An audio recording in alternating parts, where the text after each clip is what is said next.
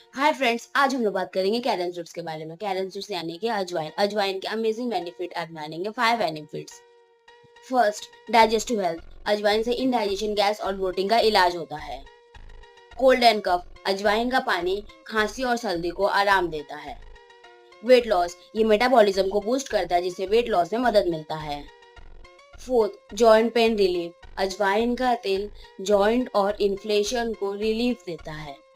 Fifth, antioxidant power. इसमें antioxidant होता है जो अपनी इम्यूनिटी को बूस्ट करता है। अपने डेली डाइट में अजवाइन का इस्तेमाल करने से आप बेनिफिट्स